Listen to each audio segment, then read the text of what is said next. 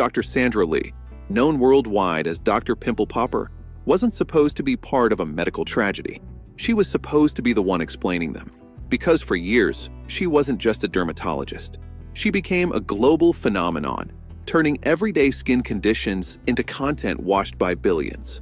From a small clinic in Southern California, she built a media empire with over 6 billion views and a fan base that trusted her with their most private insecurities. But what no one saw coming was this.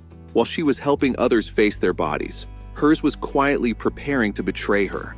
It began on what looked like an ordinary filming day at Skin Physicians and Surgeons in Upland, California. Cameras were rolling. Patients were waiting. The schedule was full. Everything looked exactly like it always had. And she moved through it the way she always did. Calm, precise, in control. Speaking to patients. Working under the lights. Performing procedures with the same steady confidence that made her famous. Then something changed. Without warning, without reason.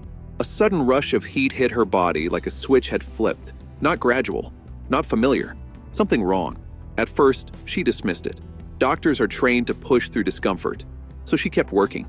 But inside, something wasn't aligning anymore. Her focus began to slip at the edges, like her mind couldn't fully hold steady. Still, she continued, because stopping was never part of her pattern.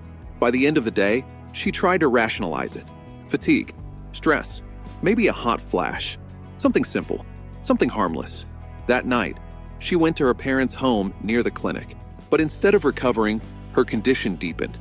Restlessness set in. Not the kind that fades with sleep, but something heavier. In her own words to People magazine, "I just felt very restless." But it wasn't just restlessness. Pain began shooting through one leg without explanation. And when she tried walking downstairs, something even more unsettling appeared. Her body wasn't responding the way it should. Her steps felt unreliable. Her balance was off. Small changes, but terrifying ones. And sleep never came. The next morning, everything broke open. She looked at her left hand and realized it wasn't obeying her anymore. It weakened, collapsed, and refused control. Then she tried to speak, and the words didn't come out cleanly. "I noticed that I had a tough time articulating and just enunciating," she later told People. "I thought, am I having a stroke?" What makes this moment hit harder isn't just the symptoms, it's who experienced them. This wasn't a patient. This was the doctor. Sandra Lee has spent her entire career recognizing these exact warning signs in others. Slurred speech, weakness, confusion, loss of coordination. She knew what it meant. And still, her brain tried to explain it away. That contradiction is more common than people think, especially in women, where stroke symptoms are often mistaken for stress, exhaustion, or hormonal shifts. For her, the early explanations felt almost comforting. Menopause, fatigue, something temporary. But her body wasn't asking for interpretation anymore. It was shutting down. At the same time, her professional life was peaking again. 20 new episodes planned, a revived Lifetime series, and a full production schedule ahead. And then everything stopped in November 2025. Not because her fame ended, but because her body did something her mind couldn't control. Sandra Lee wasn't just a doctor anymore. She was a patient in the system she once commanded. To understand how it reached this point, you have to go back further. Her father, Dr. Soon Sung Lee, grew up in poverty in Singapore and discovered dermatology through a borrowed medical book in Malaysia. That single book changed his entire life trajectory and brought him to the United States. Sandra was born in Queens in 1970 and raised inside that medical world.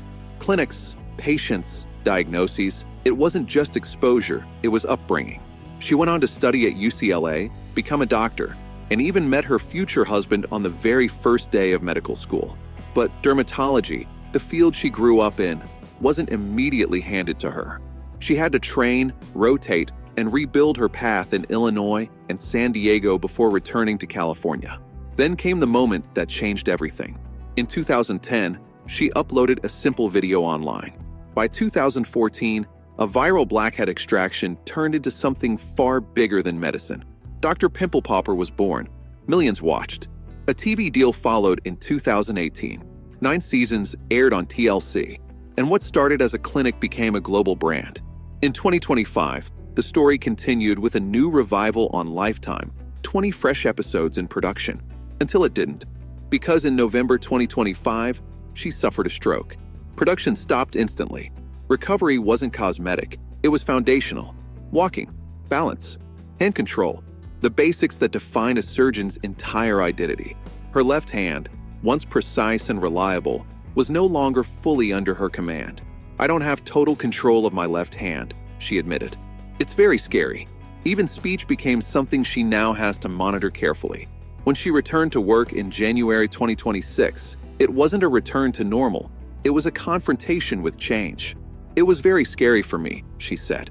"There's a lot of PTSD because it happened while I was filming." Eventually, she chose not to hide it. In April 2026, she spoke publicly through People, breaking a silence that many in her cultural background tend to keep. In Asian cultures, people don't tell others they've had a stroke because it can be seen as weakness, she explained.